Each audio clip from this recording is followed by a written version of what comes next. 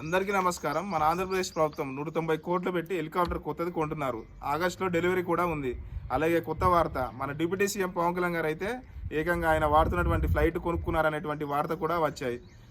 మీరు ఆనందంగా బతుకుతున్నారు, ఓకే. కానీ ఎక్కడ ఎటువంటి మీటింగ్ దగ్గరికి వచ్చినా సరే రాష్ట్ర వ్యవస్థ మొత్తం అస్తవ్యస్తం అయిపోయింది. ఇప్పటికే ఇంకా గాడిలో పడినటువంటి పరిస్థితి లేదు. ఇప్పటికీ దాన్ని కడగడానికే మాకు సంవత్సరం కాలం టైం సరిపోతుంది. ఖజానా ఖాళీగా ఉంది. హామీలు అయితే చాలా ఇచ్చాము, చూస్తే భయం వేస్తుంది. ఇంకా ఈ మధ్యకాలంలో అయితే కొత్తగా ఎవరు అప్పులు ఇవ్వడానికి కూడా ముందుకు రావట్లేదు అనేటువంటి కామెంట్లు డైరెక్ట్గా చంద్రబాబు నాయుడు గారు, డిప్యూటీ సీఎం పవన్ కళ్యాణ్ గారు మాట్లాడుతూ ఉన్నారు. మరి ఈ కష్టానికి తగ్గట్టు మీరేమో సుఖాలు కొనుక్కుంటూ ఉంటే కష్టాలేమో ప్రజలు పడుతున్నట్టు, మీరు సుఖపడుతున్నట్టు అని మాకు అనిపిస్తూ ఉంది. నాకు వీళ్ళ సుఖాలు చూస్తుంటే నాకు అప్పుడు సీనియర్ ఎన్టీ రామారావు గారు గుర్తుకు వస్తున్నారు. ఎందుకంటే ఆ మహానుభావుడు స్థాపించిన పార్టీ వీళ్ళు రామారావు గారి ఆశయాలను విరుద్ధంగా చేయటం. ఆయన ఆలోచనలు ఎలా ఉంటాయంటే, ఒక ఇంటర్వ్యూలో జయప్రకాష్ నారాయణ గారు ఒక మాట అడిగాడు, ఏంటి సార్ రామారావు గారు, మీ కారు పాడైపోయింది, కొత్తది కొనుక్కోండి అంటే మన రాష్ట్రానికి ఎలా ఉందో పరిస్థితి, దాన్ని బట్టి డబ్బులు వృధా చేయకూడదు అనే ఉద్దేశంతో రిపేర్ చేయించండి, నేను తిరగలను అని చెప్పారు ఆయన. అందుకే మహానుభావుడు చరిత్రలో ఉండిపోతాడు. అది స్థాయి, ఆ స్థాయి, ఆ ఆశయము మీ తెలుగుదేశం పార్టీ 43 సంవత్సరాల లెగసీలో ఏమవుతా ఉంది. ఇప్పుడు మాటకు ముందు మాటకు తర్వాత ఎన్టీ రామారావు గారి పేరు వాడతారు కదా, మీరు చెప్తా ఉంటారు కదా, ఆయన ఆలోచనలు, ఆయన భావాలు అక్కర్లేదా? రాష్ట్రం దయనీయమైన పరిస్థితి మీరే కదా విశ్లేషించి చెప్పారు కదా.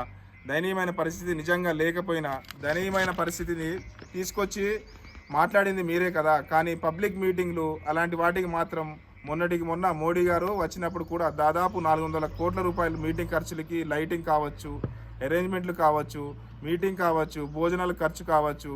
మళ్ళీ రేపు ఈ నెలలో మహానాడు కార్యక్రమం కడపలో, దానికి మళ్ళీ ఎన్ని కోట్లు ఖర్చు పెడతారో తెలియదు. హెలికాప్టర్ కొత్తదంట. వీటికి ఎక్కడా తగ్గట్లేదు, ఎక్కడ లోటు రానివ్వట్లేదు, ఎక్కడ తక్కువ కానివ్వట్లేదు అసలు. కానీ రాష్ట్రానికి సంక్షేమానికి ప్రజల దగ్గరికి వచ్చేటప్పుడు మాత్రం డబ్బులు లేవంటున్నారు. ప్రజలు సంతోష పెట్టడానికి వచ్చిన ప్రభుత్వం కాదు ఇది. ఈ కూటమి ప్రభుత్వం వాళ్ళ కుటుంబాలు, వాళ్ళ పార్టీ నాయకుల ఆనందం కోసం వారు పనిచేస్తూ ఉన్నారు అని మా రాష్ట్ర ప్రజలు, ఆంధ్రప్రదేశ్ రాష్ట్ర ప్రజలు అంతా అనుకుంటూ ఉన్నారు. ప్రశ్నిస్తా అన్న డిప్యూటీ సీఎం పవన్ కళ్యాణ్ గారు కూడా వాటికి మద్దతుగా ఉన్నారు, సపోర్ట్ చేస్తూ ఉన్నారు.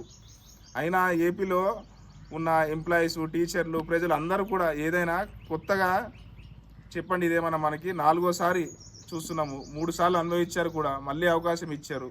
ఎవరి కర్మ ఎవరు బాధ్యులు? మా వైసీపీ పార్టీ ఏమో ప్రజలకు చేసింది ఎక్కువ, చేసిన అభివృద్ధి గురించి చెప్పుకోవడంలో వెనుకంజలో ఉంటాం మేము. మాకు టీవీ ఛానల్ మీడియా సపోర్ట్ చేయదు. అన్ని టీవీ ఛానళ్ళు టీడీపీ భజన చేస్తుంటాయి. మేము మా సోషల్ మీడియాలో మాట్లాడుతుంటే మా గొంతు నొక్కేస్తున్నారు. నీకు అవసరమా మాట్లాడటము, నెక్స్ట్ నువ్వే బోర్గెడ్ అనిల్ పరిస్థితి వస్తుంది, నీకు వంశీ గారి పరిస్థితి వస్తుంది అని చెప్పేసి మాకు కాల్ చేసి మరీ చెప్తా ఉన్నారు. ఈ జెండా మెడలో ఉన్నంటే మా ప్రాణం కూడా లెక్క చేయము. మీరు ఎన్ని చెప్పినా వేస్ట్. మీ నాయకులకు చెప్పండి, ప్రజలకు ఇచ్చిన హామీలు నెరవేర్చమని.